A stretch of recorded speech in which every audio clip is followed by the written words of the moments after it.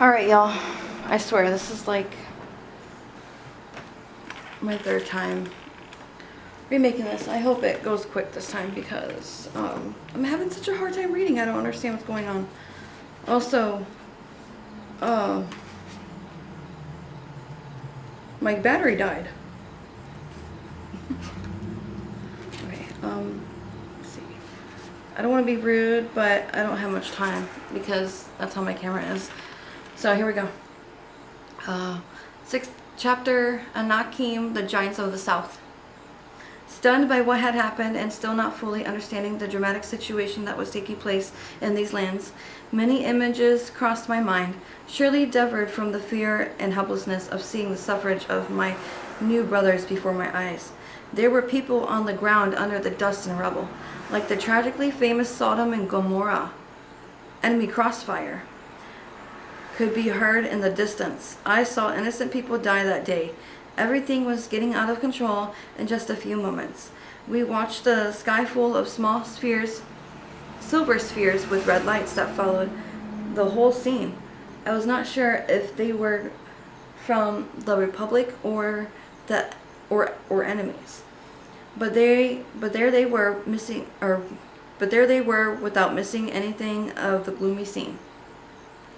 We ran, trying to help those we were crossing on the way, but the reality is that we had to leave the boat as soon as possible. We were all going in different directions. The voice that tried to calm us down now gave orders that we were almost pleased to go. That we were all going different directions. The voice that tried to calm us down now gave orders that we were almost pleased to go urgently to the building of the presidential office. Renacer. That's another island. That's what we did. Those who were left standing in the middle of a rain of debris and some detonation. An anguish and anger fell on me like lightning in the ocean. I raised my eyes to the sky, begging for some kind of mercy. The sky was in a furious red tone. I could observe that the sun's glow did not burn my sight. It had a dark tone, and what I thought was the moon stood out in the distance in a totally black color, as in the middle of an eclipse. I thought that it was the strangest sky that anyone from the known lands have ever witnessed. Added the strange spheres that danced in the air in all directions. They were like silver eyes observing everything. The next question resounded inside me immediately after. I need some water. Who was controlling these small objects, and what was their function? As far as I could see in the midst of it all, none of them were performing any attack maneuvers. The situation at the time was really heartbreaking. The building was intact, and I could ever without major problem, although for obvious reasons there had been some turmoil at the entrance. Anyway, and despite the existing fear, people respected each other in an extraordinary way. I cannot even imagine the chaos that could mean a similar situation in my homeland. I had lost the whole group in desperation under enemy fire.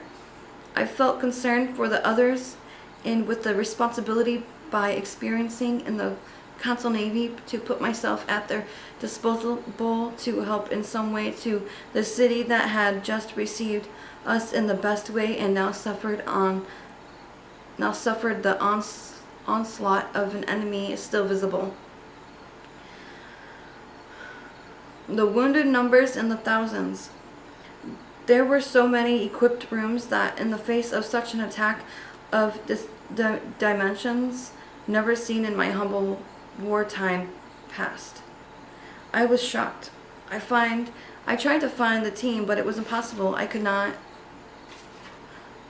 even recognize one of them. The people who were there in the different corners of this huge building looked at me with some suspicion. I was a newcomer from other lands, and with me had also come a fierce and fatal attack that would leave at least a quarter of the city destroyed. I tried to go through a different floors without getting lost and to find the office of President Fell. I needed to talk urgently with a high command. I wanted to satisfy my many questions about the enemy. I wanted to put myself at his orders. This attack was not going to be like any other. It had touched my heart so much that I felt equally part of these lands. As much as the others who suffered at my side, as if my blood had been born here long ago. I need some water. I don't want to get up. To my surprise, I found Phil with a face of extreme concern with Captain Butler. I called his name without being able to wait to arrive among so many people around. Butler performed a kind of typical military salute from afar. Without losing customs, I was glad to see a familiar face, and it generated me confidence along so much atypical war madness. I saluted Phil as best I could with a faltering voice, who said everything with his melancholic look. He showed to be depressed by the situation, which was not for less. I put myself under his orders to help in what he needed and required such a situation. Phil thanked the gestures, but commented that nothing we could do but wait for the moment. Although in a failed way, I tried again to deposit my many questions. The moment deserved it in my mind, but Phil was in a heated conversation in a kind of teeny communicator where the other voices repeated constantly, and the following was clearly heard. We are requesting support from the Anakim. We have no choice, Phil. This was a planned attack to destroy a civilian and secure area. There is no turning back. Butler turned back to me with the typical look of leadership, reinforcing my idea that what I had heard. Are they talking about what I imagine? I asked Butler lowly. He nodded his head. They are the giant warriors of the South, William. Phil heard him and blurted out a sentence that left me even more intrigued. Not only that, they are the saviors of our people, the ones who led us to these lands before the reset of our time. He then commented to Butler that he should leave, but to do that was needed, and quickly returned to his office with 3 agents following him.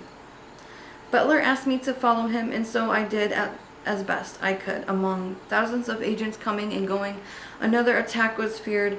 War was brewing on the very lands we had only set foot on a few hours ago. The captain told me that it was time to rest before embarking on a new journey in another dimension. I stared at him as if expressing my fear again. Besides, I was not sure if our ship was still standing. I could hear explosions outside. It was then when I thought to ask, where would this destination be and the reason for it? Was it something that Phil had requested? He explained to me that it was not exactly Phil's plan, but that the moment required it. He would go to look for the team first to gather them here, and once they were all here, we would undertake a unique trip to the Anakim lands. But first we would pass by their home.